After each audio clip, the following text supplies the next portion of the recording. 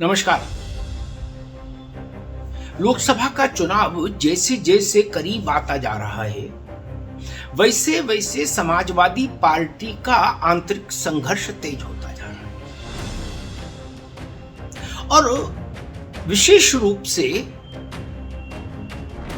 अखिलेश यादव का वह नारा लगातार संकट में फंसता दिख रहा है, जिसके जरिए वो 2024 के लोकसभा के महासमर में युद्ध जीतने की कोशिश कर रहे थे। और वो नारा था पीडीए, पिछड़ा दलित अल्पसंख्यक। स्वामी प्रसाद मौर्य ने पार्टी के राष्ट्रीय महासचिव पद से इस्तीफा दिया और आरोप लगाया कि पार्टी के भीतर पीडीए की उपेक्षा हो रही है, पिछड़े दलित अल्पसंख्यकों को नकारा जा रहा है और मौर्य जी जो अभियान चलाना चाह रहे हैं उसको नहीं चलाने दिया जा रहा है, उन पर आक्षेप किए जा रहे हैं। ऐसी ही लानत मलानत करके मौर्य ने इस्तीफा दिया। पिछड़े वर्ग का एक बड़ा चेहरा गठबंधन का पल्लवी पटेल, अपना दल कमेरावादी की कार्यकारी अध्यक्षा, उन्होंने भी ठीकरा इसी पर फोड़ा कि अखिलेश यादव ने पीडीए को तिलांजलि दे दी राज्यसभा के उम्मीदवार तय करते समय। न उन्हें पिछड़ा दिखा, न दलित दिखा, न अल्पसंख्यक दिखा। उन्होंने ताल ठोक दी और रविवार को समाजवादी पार्टी के भीतर एक बड़ा मुस्लिम चेहरा, जिसको आप कह सकते हैं एक सोबर मुस्लिम चेहरा, सलीम शेरवानी, उन्होंने अपना इस्तीफा पार्टी महासचिव पद से दे दिया अखिलेश यादव को चिट्ठी लिख के। उम्मीद तो ये है कि शेरवानी साहब हफ्ते भर के भीतर पार्टी को भी राम राम कह देंगे, पार्टी को भी अलविदा कह देंगे। आरोप उनका भी हुआ कि पीडीए को ध्वस्त कर दिया। सलीम शेरवानी के शब्दों में कहें तो वो तो कह रहे कि अखिलेश यादव ने पीडीए की धज्जियां उड़ा दी। बताइए, वो कह रहे राज्यसभा में किसी मुसलमान को टिकट देना उनको याद नहीं रहता। अब रामगोपाल यादव से लेके अखिलेश यादव तक कितना भी ये कहें या उनके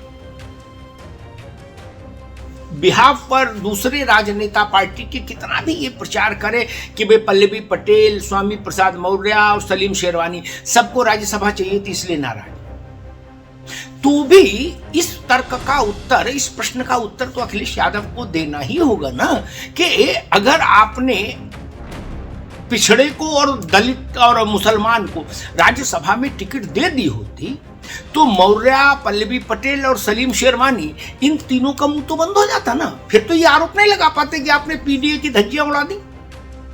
चूंकि आपने फिरोजाबाद का समीकरण दुरुस्त रहे, इसके लिए रामजीलाल सुमन को टिकट दे दी राज्यसभा की और बाकी दो काइस्ट उम्मीदवार उतार दिया, आलोक रंजन और श्रीमती जया बच्चन। इसलिए सलीम शेरवानी को यह कहने का स्कोप मिला कि मुसलमानों को आपने नकार दिया, आप सिर्फ उनका वोट लेना चाहते हैं, उनको पार्टी में और संगठन में और विधायिका में हिस्सेदारी नहीं देना चाहते। इसीलिए स्वामी प्रसाद मौर्य को आक्षेप करने का अवसर बनता है, इसीलिए पल्लवी पटेल को विद्रोह और बगावत करने का अवसर मिला। ये तर्क, ये प्रश्न तो अखिलेश यादव का पीछा करेगा पूरे चुनाव भर। जब आपने गंगा में खड़े होकर कसम खाई थी कि मेरा तो एक ही आधार है पीडीए, और गंगा जल और तुलसी का पत्ता हाथ में लेके आपने पीडीए का जाप किया और फिर पीडीए से जुड़े प्रतिनिधि चेहरे वो ही आपके खिलाफ मोर्चा खोल रहे हैं, तो आपका नारा तो फंस गया। बीच चौराहे फंस गया नारा और चुनाव सर पर। इतनी जल्दी दूसरा नारा तैयार पैदा नहीं हो सकता और इस नारे की हवा निकल गई। क्या करेंगे, कैसे करेंगे? और दूसरी ओर समाजवादी पार्टी और कांग्रेस के बीच भी सब कुछ ठीक नहीं चला। गठबंधन औपचारिक तौर पर है, लेकिन अभी तक उसमें सीटों का बंटवारा नहीं हो पाया। सोचिए, 15-20 दिन के भीतर लोकसभा चुनाव की घोषणा हो जाएगी, अधिसूचना जारी हो जाएगी। राहुल जी न्याय यात्रा में व्यस्त हैं, अखिलेश जी बगावतों से जूझ रहे हैं, ये स्थिति है। और उसके समानांतर जिनसे लड़ना है आपको, वो है भारतीय जनता पार्टी और उसका पुनर्वास। भाजपा में सबसे बड़ी ताकत ये कि उसके जितने भी उत्तर प्रदेश में सहयोगी दल हैं, अपना दल, अनुप्रिया पटेल वाला, ओम प्रकाश राजभर और संजय निषाद, सब उसके पीछे अनुशासित तौर पर खड़े हैं। कहीं कोई मत भिन्नता या कटाक्ष वाला स्वर नहीं सुनाई दे रहा आपको एनडीए में। एक दूसरा, मोदी और योगी की जोड़ी। आज प्रधानमंत्री उस संभल में हैं जो पश्चिमी उत्तर प्रदेश में समाजवादी पार्टी का किला माना जाता है। संभल की खासियत यहां से समझिए कि यहां से मुलायम सिंह यादव भी लोकसभा के सदस्य रहे और अपने पूरे राजनीतिक जीवन में बहुत कम चुनाव लड़ने वाले रामगोपाल यादव भी संभल से लोकसभा के सदस्य रहे।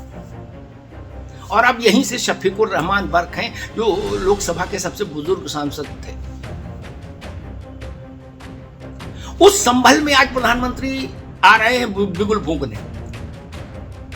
प्रधानमंत्री की यात्रा का कारण तो कल्की धाम का शिलान्यास है,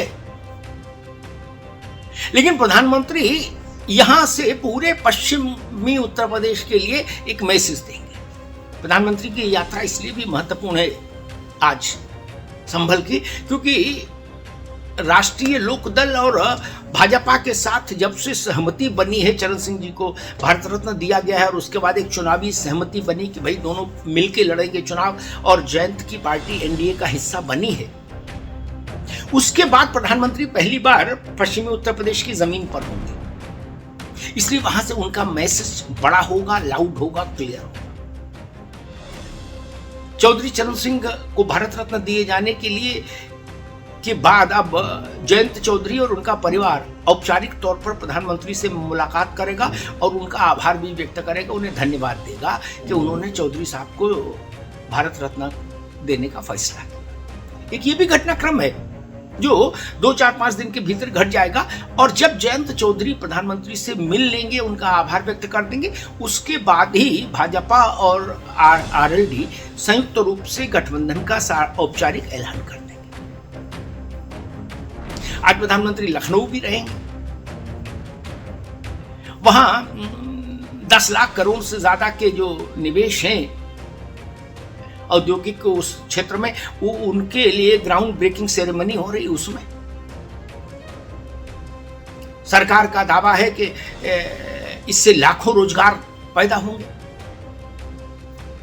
इन सब चीजों से एक वातावरण बनता है, एक मैसेजिंग होती है, और चुनाव के समय एक पॉजिटिव वातावरण बन जाए, सकारात्मक वातावरण बन जाए और संदेश ठीक से चला जाए, तो आपकी आधी लड़ाई वैसे आप जीत लेते हैं। इसलिए आज उत्तर प्रदेश में राजनीतिक तौर पर बड़ा दिन है। समाजवादी पार्टी में क्या होता है, अखिलेश यादव अपने बागियों से कैसे निपटेंगे, उन्हें मनाएंगे या उनको बाहर करेंगे या उनके सामने समर्पण करेंगे, क्या होगा, कैसे होगा, ये बड़ा मसला है। राज्यसभा का चुनाव का पेच फंसा ही हुआ है, और दूसरी तरफ भारतीय जनता पार्टी का अपना धुआंधार प्रचार अभियान है।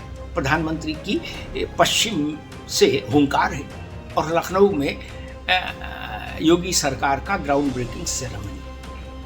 इसलिए चुनाव से पहले आज का दिन उत्तर प्रदेश के लिए महत्वपूर्ण है। धन्यवाद।